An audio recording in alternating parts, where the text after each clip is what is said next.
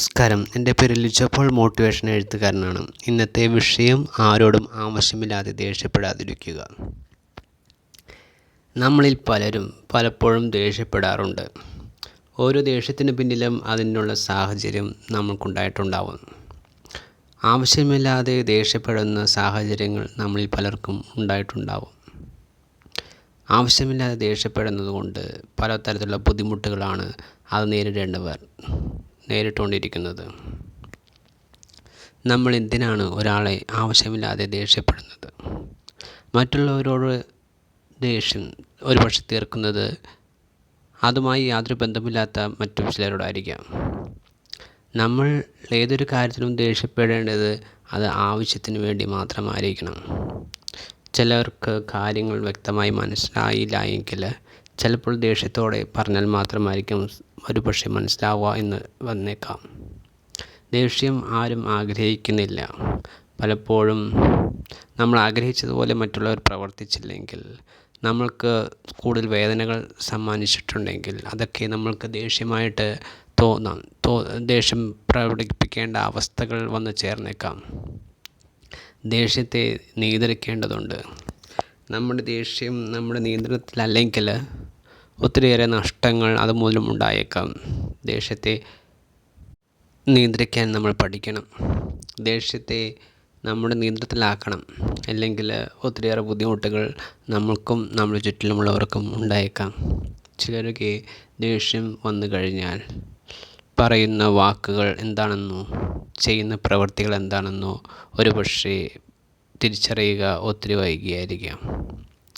നമ്മുടെ ദേഷ്യം നമ്മുടെ നിയന്ത്രണത്തിലല്ലെങ്കിൽ നമ്മൾക്ക് ഭാവിയിൽ ഒത്തിരിയേറെ ബുദ്ധിമുട്ടുകളുണ്ടാവും. ദേഷ്യം അമിതമായി കഴിഞ്ഞാൽ അതിന് നിയന്ത്രണത്തിൽ ആക്കാൻ കഴിഞ്ഞില്ലെങ്കിൽ വളരെയേറെ ബുദ്ധിമുട്ടാണ്.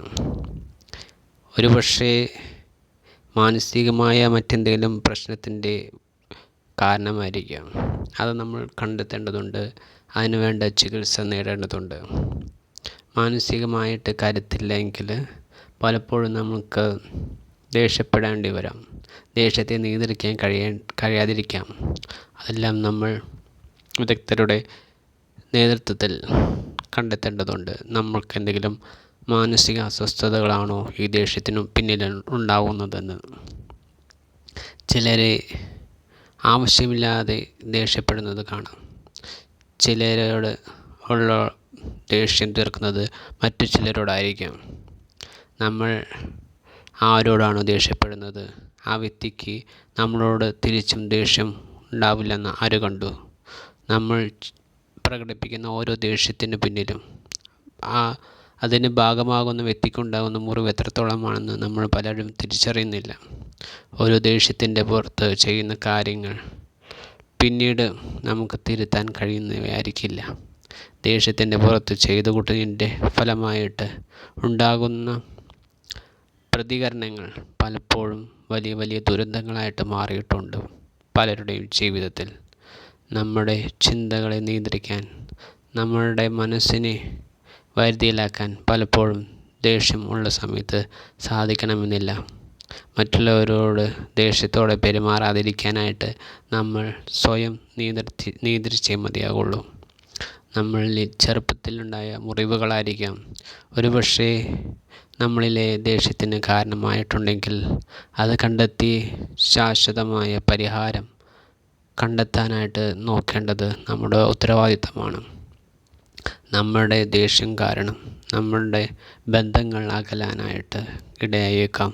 നമ്മൾ നല്ലൊരു ജീവിതമാണ് ആഗ്രഹിക്കുന്നതെങ്കിൽ നമ്മളിലെ കുറവുകളെ മനസ്സിലാക്കിക്കൊണ്ട് നമ്മുടെ കുറവുകളെ തിരുത്താനുള്ള പരിശ്രമം നമ്മുടെ ഭാഗത്തു നിന്നുണ്ടാവണം. എല്ലാ മനുഷ്യരിലും പലതരത്തിലുള്ള കുറവുകളുണ്ടാവാം. എങ്കിൽ പോലും ദേഷ്യത്തെ ഒരു കുറവായി കണ്ടുകൊണ്ട്, ദേഷ്യം നമ്മൾ നിയന്ത്രിക്കാൻ നമുക്ക് പറ്റാത്തതൊരു പരിമിതിയെ കണ്ടുകൊണ്ട് അതിന് വേണ്ട പരിഹാരം നമ്മൾ കണ്ടെത്തേണ്ടതുണ്ട്.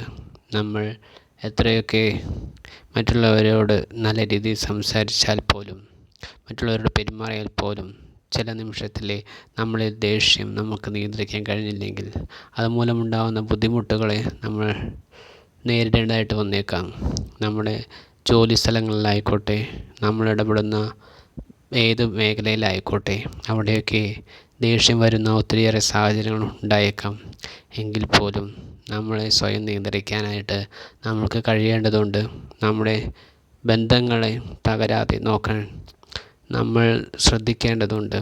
മറ്റുള്ളവർ എത്രയൊക്കെ നമ്മളോട് ദേഷ്യപ്പെട്ടാലും നമ്മളെ മറ്റുള്ളവരുടെ മുമ്പിൽ വെച്ച് എത്രയൊക്കെ വേദനിപ്പിച്ചാൽ പോലും നമ്മൾ പ്രതികരിക്കേണ്ടത് മാന്യമായി മാത്രമായിരിക്കണം. മറ്റുള്ളവർക്ക് മുമ്പിൽ നമ്മളും അവരെ പോലെ ആയിക്കഴിഞ്ഞാൽ നമ്മുടെ ജീവിതത്തിൽ ഒത്തിരിയേറെ ബുദ്ധിമുട്ടുകൾ സൃഷ്ടിച്ചേക്കാം. നമ്മുടെ മാനസിക കരുത്ത് നമ്മൾ എടുത്താൽ മാത്രമേ നമ്മൾക്ക് നേരിടുന്ന ബുദ്ധിമുട്ടുകളെ ശരിയായ വിധത്തിൽ കൈകാര്യം ചെയ്യാനായിട്ട് സാധിക്കുകയുള്ളൂ. മറ്റുള്ളവർ എത്രയൊക്കെ ദേഷ്യപ്പെട്ടാലും അതിൻ്റെ സാഹചര്യം മനസ്സിലാക്കാനായിട്ട് നമ്മൾ ശ്രദ്ധിക്കേണ്ടതുണ്ട്. നമ്മളോട് ദേഷ്യപ്പെടുന്ന വ്യക്തികളുടെ അവസ്ഥ നമ്മൾ മനസ്സിലാക്കാൻ ശ്രമിക്കേണ്ടതുണ്ട്. എന്തുകൊണ്ടാണ് ആ വ്യക്തി നമ്മളോട് അനാവശ്യമായി ദേഷ്യപ്പെടുന്നതെന്ന് തിരിച്ചറിയാൻ, ആവശ്യത്തിനാണോ ദേഷ്യപ്പെടുന്നതെന്ന് തിരിച്ചറിയാൻ നമ്മൾ ശ്രമിക്കേണ്ടതുണ്ട്. നമ്മൾ മറുത്തൊരു വാക്കോ പ്രവൃത്തിയോ നമ്മുടെ ഭാഗത്തുനിന്ന് ഉണ്ടായിക്കഴിഞ്ഞാൽ ഒരുപക്ഷെ അവരുടെ ദേഷ്യങ്ങൾ 10 മടങ്ങാവാൻ സാധ്യത കൂടുതലാണ്. മറ്റുള്ളവർ നമ്മളോട് ദേഷ്യത്തോടെ പെരുമാറുന്നുണ്ടെങ്കിൽ അതിൻ്റെ പിന്നിൽ എന്തെങ്കിലും കാരണങ്ങൾ കാണും. ആ കാരണങ്ങൾ കണ്ടെത്താനായിട്ട് ശ്രമിക്കേണ്ട. എങ്കിൽ മാത്രമേ നമ്മൾക്ക് ഭാവിയിൽ ദേഷ്യത്തെ തടയാനും ദേഷ്യത്തെ കൺട്രോൾ ചെയ്യാനും സാധിക്കുകയുള്ളൂ. ദേഷ്യത്തെ നമ്മൾ നിയന്ത്രിക്കാൻ സാധിച്ചില്ലെങ്കിൽ നമുക്ക് മറ്റു പലരുടെയും സഹായം തേടേണ്ട ആവശ്യമായിട്ടുണ്ട്. ദേഷ്യം ആർക്കും നല്ലതല്ല എന്ന് നമുക്കറിയാം. ദേഷ്യപ്പെടാതെ പോയി കഴിഞ്ഞാൽ ഒരുപക്ഷെ കാര്യങ്ങൾ നേരെ നടക്കില്ലാത്തത് കൊണ്ടായിരിക്കാം ദേഷ്യപ്പെടേണ്ടി വരുന്നത്. നമ്മളായിട്ട് ദേഷ്യപ്പെടാനായിട്ടുള്ളൊരു സാഹചര്യം സൃഷ്ടിക്കാതിരിക്കാനായിട്ട് ശ്രദ്ധിക്കുക. നമ്മളെ ഏൽപ്പിച്ച ജോലി കൃത്യതയോടെ ചെയ്തു കഴിഞ്ഞാൽ ആർക്കും നമ്മളോട് ദേഷ്യപ്പെടേണ്ട ആവശ്യം സാധാരണഗതിയിൽ ഉണ്ടാവുകയില്ലല്ലോ. നമ്മളുടെ ഭാഗത്തു നിന്നും തെറ്റുകൾ വരുമ്പോഴാണ് മറ്റുള്ളവർക്ക് നമ്മളോട് ദേഷ്യപ്പെടാനും നമ്മളോട് കൂടുതൽ ഉത്തരവാദിത്വം ഏറ്റെടുക്കാനും പറയാനും കാരണമാകുന്നത്.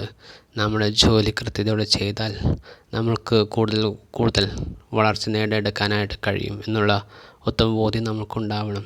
നമ്മളെ ഏൽപ്പിച്ച ജോലിയിലെ ഉത്തരവാദിത്തമില്ലായ്മ കാണിച്ചു കഴിഞ്ഞാൽ നമ്മൾക്ക് മാത്രമല്ല മറ്റു പലരെയും അത് ഒത്തിരിയേറെ ബാധിക്കുമെന്നുള്ള ഒരു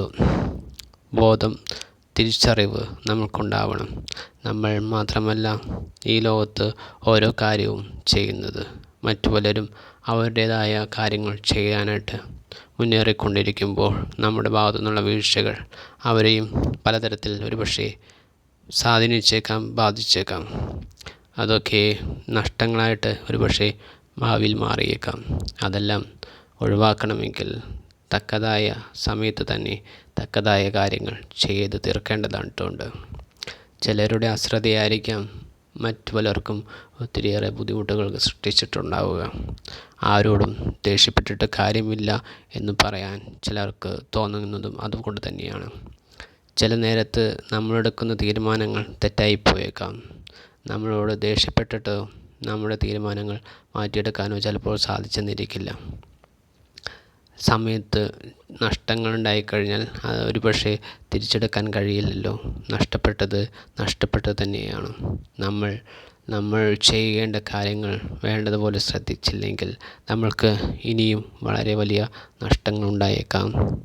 നമ്മളോട് ആരെങ്കിലും ദേഷ്യപ്പെട്ടോ ഇല്ലയോ എന്നതല്ല, നമ്മൾ ചെയ്യേണ്ട കാര്യങ്ങൾ കൃത്യതയോടെ ചെയ്യുക, അത് വളരെ പ്രധാനപ്പെട്ടതാണ്. നമ്മളോട് ദേഷ്യപ്പെട്ടാൽ മാത്രമേ നമ്മൾ ശരിയായിട്ട് ചെയ്യുള്ളൂ എന്ന് ചിന്തിച്ചു കഴിഞ്ഞാൽ നമ്മൾക്ക് ഒത്തിരിയേറെ ദുഃഖങ്ങൾ ഉണ്ടാവാനുള്ള സാധ്യത കൂടുതലാണ്, നഷ്ടങ്ങൾ ഉണ്ടാവാനുള്ള സാധ്യത കൂടുതലാണ്. നമ്മുടെ പിന്നാലെ എല്ലാവർക്കും എല്ലാ കാര്യത്തിലും ഇടപെടാൻ സാധിക്കില്ലല്ലോ.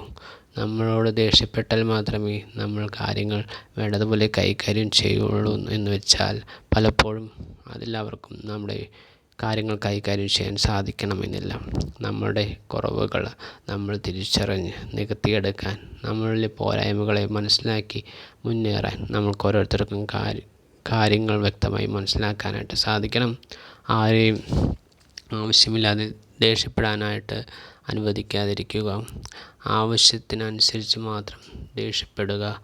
ഇല്ല എങ്കിൽ നമ്മുടെ ജീവിത രീതികളെ മൊത്തത്തിൽ തന്നെ വളരെയേറെ മോശമായി ബാധിച്ചേക്കാം. മറ്റുള്ളവരോട് എപ്പോഴും സൗമ്യമായി പെരുമാറാൻ നമുക്ക് സാധിക്കട്ടെ.